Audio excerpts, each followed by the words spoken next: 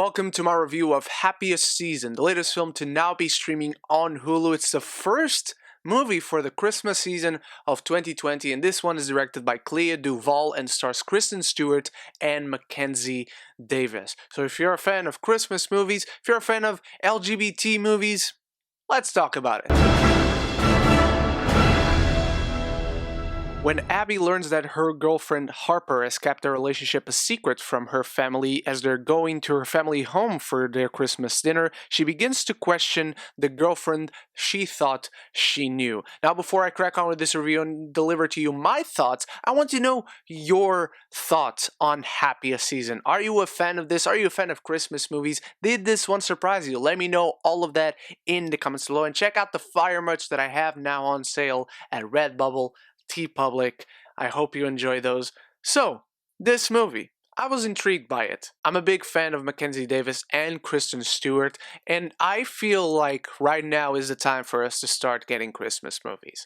And Christmas movies usually to me are always something that signifies warmth and welcoming. And I feel like in this year we need it. And I was not disappointed by Happiest Season. This is a film that actually deals with a very dramatic and kind of heavy subject material about someone coming out, several people coming out, in fact, and keeping this secret, but it actually manages to keep it very upbeat, very fun, very funny, but also sweet, charming, never in an over-exaggeratedly manner. This, on the surface, feels very much like it could be a Hallmark movie, and I barely call those movies myself, but it has those elements that on the surface you look at this and it's just way too cheesy, way too in your face, and while it certainly has its cheesy, cliched, even in your face elements, there's a visual gag of Kristen Stewart hiding in the closet at one point in this film. The performances and the overall sharp writing when it comes to the comedy really worked. These characters are very easy to root for. These characters are very conflicted and they are nuanced. Clea DuVall was not afraid of having these characters do things and say things that you at first are like, whoa, why would you say that? And make them feel antagonistic at points to then make you explore what is going on inside their minds. What are they thinking? What is their perspective on certain things? Getting to know these characters was really rewarding, but also, again, it works with the charm that this film has going for it. Victor Garber, Mary Steenburgen, Alison, Brie, Mary Holland are all members of Harper's family, played by Mackenzie Davis, and they're all really great, and the conflict that goes inside this family is probably my favorite part of this film. That conflict that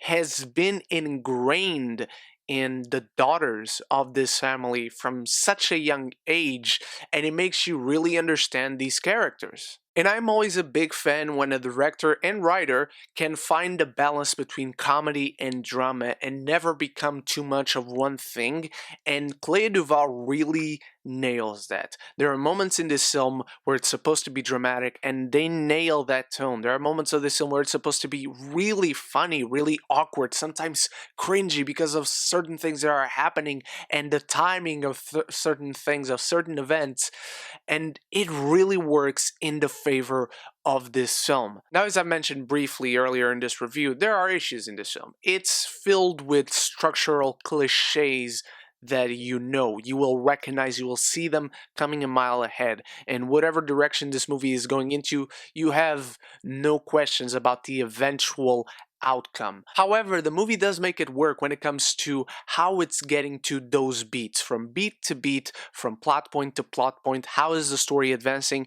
And the movie makes it work. It has this real charm, genuineness about it. It's not trying to be cynical. It's not trying to pretend that it's the first to do this type of stuff. It just picks up on this very complicated, very dramatic subject material, and it brings a little levity to it, not in terms of making fun of it, because it doesn't, but in making it feel like it's relatable. And it creates that feel not only for its story, but also for its characters and the conflicts and struggles they are going through. Happiest Season is a sort of movie that is kind of always there for you. You want to sit on your couch, be under a warm blanket, have a cup of hot cocoa or hot tea, and just enjoy the breeze, but also the real nice drama that goes into it. Whatever elements it has, despite familiar, it makes them work. I'm giving Happiest Season a B. Now, what did you think of Happiest Season, my beautiful geekies? Let me know in the comments below, start the conversation, share with your friends, like the video, and subscribe, please, if you're new to the channel, to check out more reviews. I'll be back very soon with my review for Mank, for Super Intelligence, for Jungleland, and I have my review up for The Mandalorian, Chapter 13, The Jedi. Spoilers on that one, so go watch the episode before you watch that, if you haven't yet. Thank you so much for watching. You are the best. Stay tuned for those videos that I mentioned. They are coming very soon. So until then, stay beautiful, stay geeky, but most importantly, above everything else, forever and always, love each other and love the movies.